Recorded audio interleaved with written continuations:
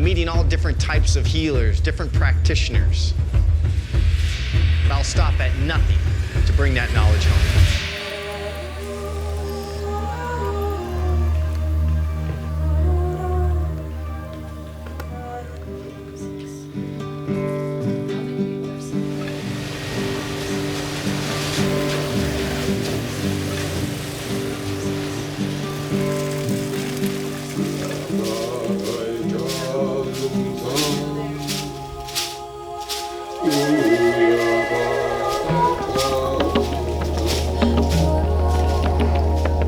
Aspect of Dr. John said of the world in ayahuasca being the real world and everything else is an illusion. The traditional way of working is not only to put in good energy, but also to chupa, to suck out, to remove negative energy.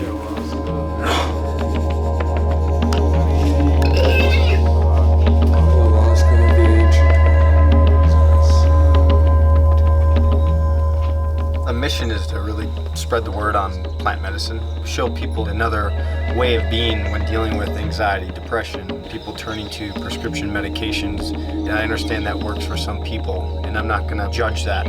What I am offering out is another opportunity for healing, and that's where I feel different plant-based medicines are that alternative.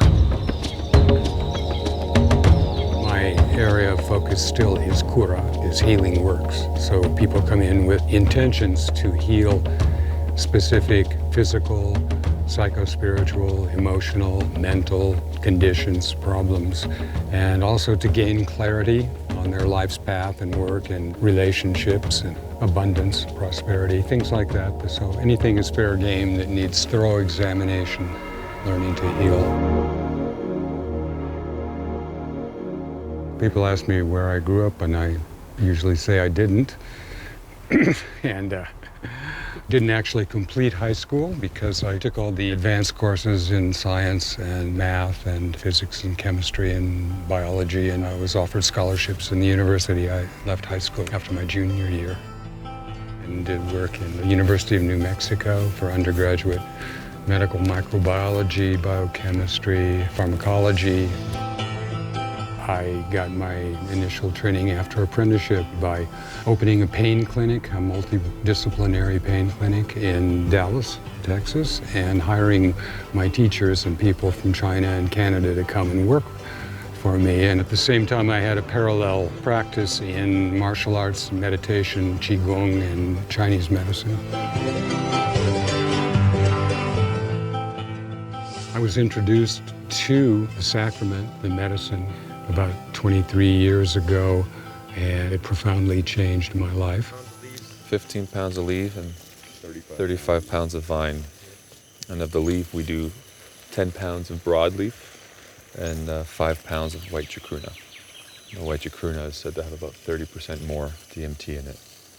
The vine itself was discovered independently by tribes who had no communication with each other. The vine spoke to them and told them it should be used. The vine is very fibrous, so you'll see when you pound it, it pulls off like string. Traditionally, they would do it where they take the hammer, and each pound you're pulling in the cosmic and universal spirits and energy.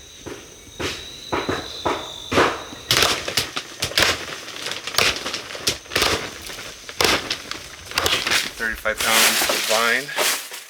And what I'm going to do here now is put it in layers, where I take this chipped material, a few inches of material, and then add the leaf, put a few more inches of material, and do it somewhat like a lasagna. This is a technique that's used, and this is Dr. John's signature way he does it. Good. Yeah, because I can crank this one up a little higher than I can that one. That one's on full bore right now. So now I'm full-time working with this form of healing.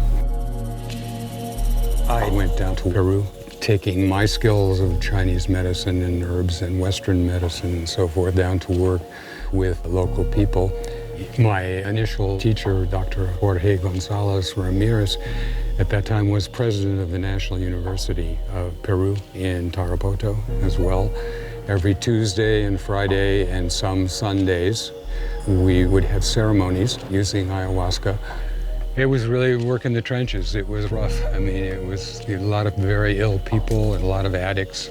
I was thrown right into immediately being a responsible position of monitoring patients during ceremonies and having to deal with the patients while I was still profoundly in an altered state in other dimensions. Dr. John first saw me at a daime work, but he didn't know who I was. He said he just noticed I was the only one that was grinning from ear to ear as we were doing this dance work for 12 hours. I think within 2 weeks of that, a mutual friend of ours called me up one day and said, "You need to come over and meet this guy. He drinks that stuff you drink." The ayahuasca. Yeah. The Peru guy. She obviously was not part of that, but so I did. I went over there and I met him, and he said, "Oh, I remember you. I saw you." And within a couple months of that, we were off traveling to Peru and Brazil, and I had my initiation in Peru of the Peruvian medicine. I was very rapidly on the path of assisting him in ceremony. Change, I think, ultimately is a choice, right? It's a path of choosing. It's not something that happens to you. Many things in life happen to us. That's how we react to it that makes us who we are, right? It's that cliche saying. The good is that you're obviously awakened to your highest potential, or what you could be, what you could attain, who you could ideally flow through the world as. And with that comes the responsibility of actually doing it. Once ceremony is over, that's when the work begins. I actually had a friend of mine that mentioned ayahuasca, and she had said that it was like 20 years of psychotherapy in one night. And I've been in and out of therapy my entire life, and it just seemed like a different path to take. It has a large effect on their behavior, their perception, their relationships, and what they do, their attitudes towards life and so forth. You know, I mean, some people could probably ignore it and go back to old patterns. You know, everybody's going through something in life, breakups with husbands and wives and girlfriends and boyfriends. I was incredibly depressed due to the dissolution, the breakup of my second marriage with children, with 2 young sons, and depressed to the point of being suicidal. And when I actually got to the point with the gun in my mouth and my finger on the trigger, I realized a promise I had made to myself that if I ever got in that situation, that I would do a complete 180. I would change everything about my environment and everything. Repeated cycle in my life, it was abandonment. Like I was abandoned literally immediately at birth by my mother. We had to go into surgery, and then the anesthesia drove her nuts, and she spent a couple of months in the psych ward, and we've never bonded, and so that was abandonment at birth, and then abandonment in 2 relationships, 2 marriages, some other relationships also, but two marriages where I was the one who was kicked out, left, abandoned, whatever, shoved away. So after 67 years, I think maybe got a handle on that now. Maybe not. I met somebody that got me into ayahuasca about a year ago. In that timeline, I ended up going to a rehab trying to kick my alcoholism, and I had gone to AA and I had done these things, but I just could not connect. Until you unravel who you are and your truth, you don't know what's going on because you don't know who you are. And the ayahuasca started revealing that to me, and I was fascinated by it, but I'm just being honest, I am terrified of it as well. It is a terrifying experience, but it's also a beautiful experience too, because when I go through the process, I'm unraveling the onion and peeling back these fears. It's a cleaner, it's a more natural way of really understanding what's going on in your body. You can breathe, and the weight is lifted a little bit more. I feel lighter every time. Moving through consciousness levels, but I also had this hearing situation. I went for my first session, and before that session was over, I was hysterical, crying, and I couldn't stop. And this woman had actually contacted in my ears tension that was making me lose my hearing. And at that time, it was going so rapid, I thought I was going to go deaf, and I was worried. It's intention to call in the spirit, the energy of animals, ancestors, also a phenomenon called spirit doctors, in which people do see them in these experiences. They see these figures that come in and they feel like they've actually had a procedure, surgical procedure. I spent 3 months on anti-cancer diet, and what was happening is it wasn't getting any bigger, but it wasn't getting any smaller. And so I meditated one day, and I asked, am I going to be able to heal this naturally? And the answer I got was, you could, but it's going to take extreme discipline for a long time. I managed to not have to have chemo, and I refused radiation, and some people thought I was crazy, but I'm glad I did that. There are many, many spontaneous remissions that occur after that, but, life in the human body is miraculous. Pretty much spent my whole first part of that ceremony, the first ounce, acknowledging that cigarettes are not my Just when I thought it was over, I was like, okay, thank God, you get it. And then my grandfather came through, and I could just see him like, you little shit. He's like just doing this to me because he died of esophageal cancer, and I was like, okay, I got it.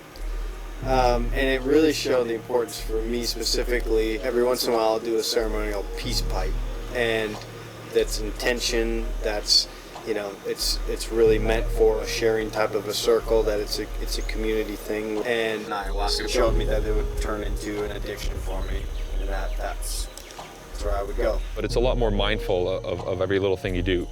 And so it's good because it yields great things, but it can be challenging because it demands a lot of you, along the way. I had my first experience in a small adobe hut in the snow in Santa Fe, New Mexico, which lit up and turned into an iridescent forest of snakes and plants and animals and everything. I kept seeing reptiles, lizards, snakes, but it wasn't like they were crawling on the ground. It was, they would poke their head out and they would disappear. They'd like start to turn and disappear.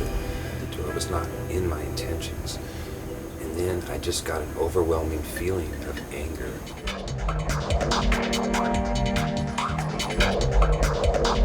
Some people get very lucid, vivid landscapes and imagery of ancient civilizations or modern or images of people. There's a wide variety of experience with this. Visual, also auditory, all the other senses.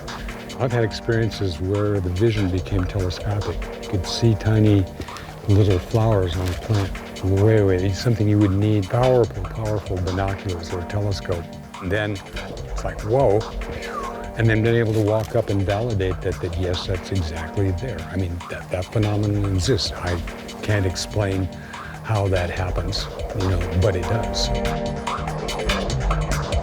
We encourage people to use their belief systems and their tradition, what is meaningful to them, to bring about the healings, to bring about the effects. I've been more recently asking Jesus to really be at my side.